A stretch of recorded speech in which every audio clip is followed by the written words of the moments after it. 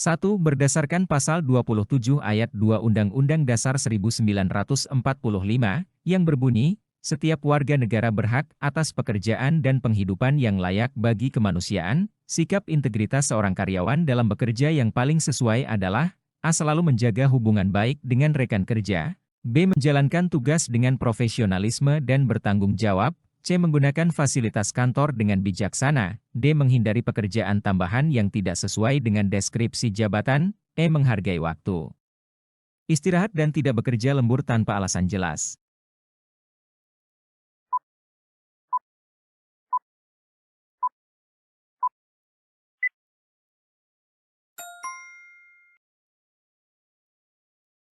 Pasal 27 Ayat 2 KUD 1945 menekankan hak setiap warga negara atas pekerjaan dan penghidupan yang layak. Untuk memenuhi hal ini, seorang karyawan harus menjalankan tugasnya dengan profesionalisme dan tanggung jawab yang tinggi. Sikap ini memastikan bahwa pekerjaan dilakukan dengan baik, dan hasilnya dapat mendukung tercapainya kehidupan yang layak. Sikap ini juga mencerminkan integritas yang tinggi dalam bekerja. 2. Nadia, seorang jurnalis, sering menulis artikel-artikel kritis tentang ketidakadilan sosial dan penyalahgunaan kekuasaan di negaranya. Dalam tulisannya, Nadia berfokus pada masalah-masalah yang dihadapi masyarakat miskin dan korban kebijakan yang tidak adil. Aspek sikap integritas yang ditunjukkan oleh Nadia adalah A. Mengkritik kebijakan pemerintah secara terbuka melalui tulisan-tulisannya, B. Kepedulian terhadap masalah sosial yang dihadapi masyarakat miskin, C. Kemampuan menulis artikel yang mengungkapkan ketidakadilan untuk mendorong perubahan sosial, D. Rasa tanggung jawab untuk menyuarakan penderitaan masyarakat yang tertekan, E. Keteguhan dalam menyuarakan ketidakadilan meskipun menghadapi ancaman dari pihak berkuasa.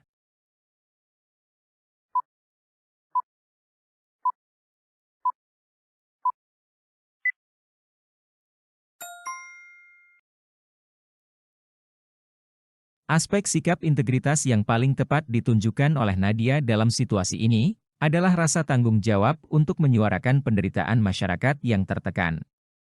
Integritas dalam konteks ini berarti Nadia merasa bertanggung jawab untuk menggunakan kemampuannya sebagai jurnalis untuk menyuarakan masalah-masalah sosial dan ketidakadilan yang dihadapi oleh masyarakat, terutama yang terpinggirkan atau tertekan. Sikap ini menunjukkan komitmen terhadap nilai-nilai keadilan dan kemanusiaan, yang merupakan bagian penting dari integritas seorang profesional, terutama dalam profesi yang berkaitan dengan media dan informasi. 3. Dalam sebuah proyek pembangunan kota yang melibatkan kontrak besar, seorang pejabat pemerintah menemukan bahwa perusahaan tempat anaknya bekerja merupakan salah satu peserta tender. Pejabat tersebut mengetahui bahwa perusahaan anaknya memiliki kualifikasi yang sangat baik. Namun, ia juga sadar bahwa keterlibatan anaknya dalam proyek ini dapat menimbulkan potensi konflik kepentingan. Di sisi lain, pejabat tersebut percaya bahwa proyek ini akan memberikan manfaat besar bagi masyarakat kota. Dalam situasi ini, tindakan yang paling mencerminkan prinsip etika sekaligus mendukung kepentingan publik adalah A. Mendorong anaknya untuk memimpin tim dalam proyek tersebut, karena perusahaan tersebut dianggap memiliki keahlian yang diperlukan. B. Mengundurkan diri dari semua keputusan yang berkaitan dengan tender ini, dan menyerahkan evaluasi kepada panel yang tidak terlibat secara langsung. C. Memberikan informasi rahasia tender kepada perusahaan anaknya, agar mereka dapat menyesuaikan penawaran dan meningkatkan peluang mereka untuk memenangkan tender. D. Menyarankan panel evaluasi untuk memilih perusahaan lain yang memiliki kualifikasi setara, tetapi tidak terkait dengan pejabat pemerintah manapun. E. Mengubah spesifikasi tender agar sesuai dengan kemampuan perusahaan anaknya, memastikan mereka dapat memenangkan kontrak.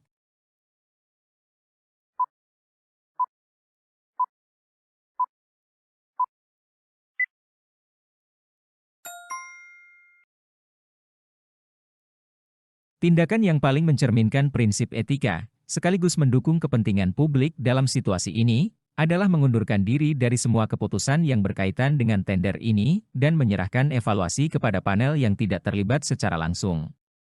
Dengan mengundurkan diri dari keputusan yang berkaitan dengan tender ini, pejabat tersebut menjaga integritas dan transparansi proses tender, menghindari konflik kepentingan, serta memastikan bahwa evaluasi dilakukan secara objektif dan adil oleh pihak yang tidak memiliki hubungan kepentingan. Tindakan ini menunjukkan komitmen pejabat tersebut terhadap prinsip etika dan kepentingan publik. 4. Seorang dosen menemukan bahwa salah satu mahasiswanya menggunakan materi yang tidak diperbolehkan dalam ujian akhir. Tindakan yang paling tepat dilakukan oleh dosen tersebut untuk menegakkan prinsip integritas akademik di lingkungan perguruan tinggi adalah A. Mengabaikan tindakan tersebut karena dianggap tidak terlalu penting dan lebih fokus pada aspek lain dari ujian. B. Memberikan sanksi akademik yang sesuai kepada mahasiswa tersebut untuk mencegah pelanggaran serupa di masa depan. C. Melaporkan kejadian tersebut kepada pihak fakultas tanpa terlebih dahulu berdialog dengan mahasiswa yang terlibat. D. Mengadakan pertemuan pribadi dengan mahasiswa tersebut untuk menjelaskan pentingnya integritas akademik dan memberikan sanksi yang proporsional. E. Menyampaikan kritik umum tentang pelanggaran akademik di kelas tanpa menyebutkan kasus spesifik mahasiswa tersebut.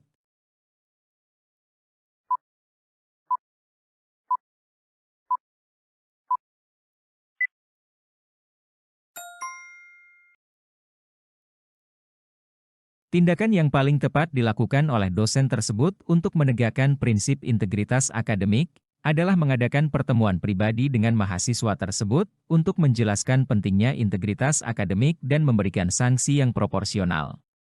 Dengan mengadakan pertemuan pribadi, dosen dapat menjelaskan langsung kepada mahasiswa tentang pentingnya integritas akademik dan dampak negatif dari pelanggaran tersebut. Sanksi yang proporsional juga diperlukan untuk menegakkan aturan dan mencegah pelanggaran serupa di masa depan. Tindakan ini tidak hanya menegakkan prinsip integritas, tetapi juga memberikan kesempatan kepada mahasiswa untuk memahami dan belajar dari kesalahan mereka.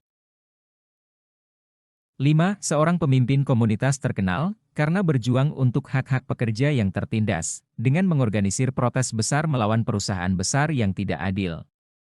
Meskipun menghadapi ancaman pemecatan dan intimidasi dari perusahaan, pemimpin tersebut tetap berkomitmen pada perjuangannya untuk keadilan sosial.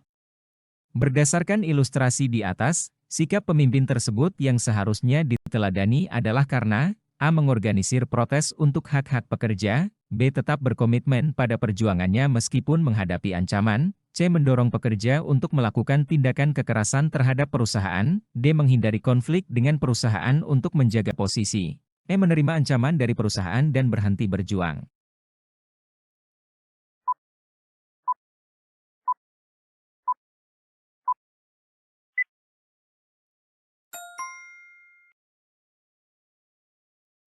Sikap pemimpin tersebut yang seharusnya diteladani adalah tetap berkomitmen pada perjuangannya meskipun menghadapi ancaman. Komitmen pemimpin terhadap perjuangan untuk keadilan sosial meskipun menghadapi ancaman menunjukkan integritas dan keberanian. Sikap ini merupakan contoh yang kuat tentang pentingnya mempertahankan nilai-nilai keadilan dan keberanian dalam memperjuangkan hak-hak yang benar, meskipun ada risiko pribadi yang signifikan.